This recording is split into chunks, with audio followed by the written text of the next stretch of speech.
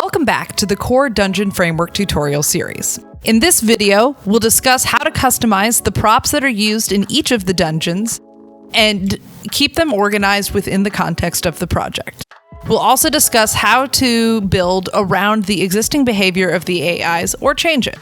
In the previous video, we focused on hiding different elements of the project in order to be able to focus on one aspect at a time and in order to be able to confine select to only the objects that we want to change. To change the dungeons, we'll need to make the dungeon folder visible again by clicking the visibility icon that looks like an eye. This shows all of the different obstacles that are available in the dungeons. To confine your work to one dungeon at a time, hide dungeons 2 and 3 so we can just focus on this first one. To customize the dungeon, you can use the same techniques discussed in the previous video. You can apply a material to an object either by dragging and dropping, or if that doesn't work because the object has multiple surfaces, dragging and dropping into the material properties in the properties window.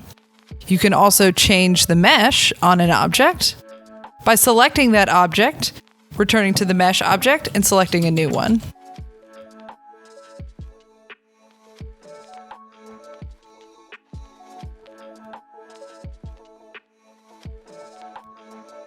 When you change the objects, however, it's important to keep in mind that enemy AIs do not have the same collision rules as players. This means that if the area is not specified as unwalkable for the AI, they will be able to directly walk through these objects. We'll test this in Dungeon 1 now.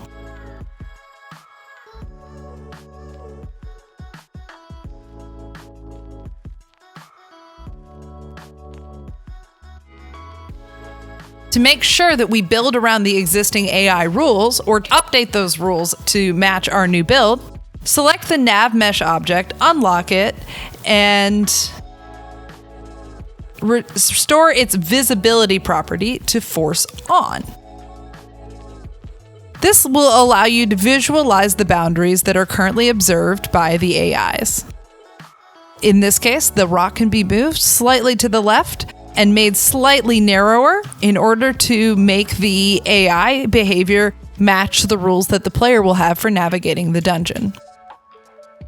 All of the objects in the castle tile set can be found in core content by searching 3D objects, tile sets, fantasy, and castle. These are excellent for building out medieval spaces, including dungeons and strongholds, and contain a variety of objects that can be used in unexpected and unusual ways.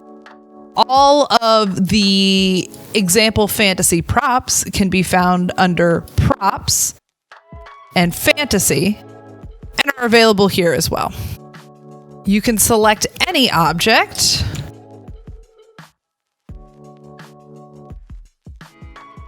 to make it part of your scene. However, when objects are added by dragging into the main viewport where your project is visible, they're not added into the project folders. To fix this, each time you add a new object, it needs to be added to the walls folder of the appropriate dungeon. In this case, I go to Map, Dungeons, Dungeon 1, and Walls, where all of the physical obstacles of the dungeon live. In this case, I'll be dragging the tree redwood into the wall and moving it into position for the project. Once I have chosen an object to replace a wall, I can select that wall and press delete. Each of the 3 dungeons has bosses that reflect different elemental themes and are matched by the costumes that are visible in the lobby. Dungeon 1 has the stone elemental, Dungeon 2 has the ice elemental, and Dungeon 3 has the lava elemental. You can change the appearance of these bosses, or you can customize the dungeon around the thematic ideas of each of the spaces. You can also see the element of the boss in the pre-designed game written next to each of the doors. We'll repeat this process, customizing Dungeons 2 and 3 and adding the decorative objects that build up the space. And in the next video, we'll discuss how to finish up the project to contextualize it in a world and remove the UI elements that explain the project.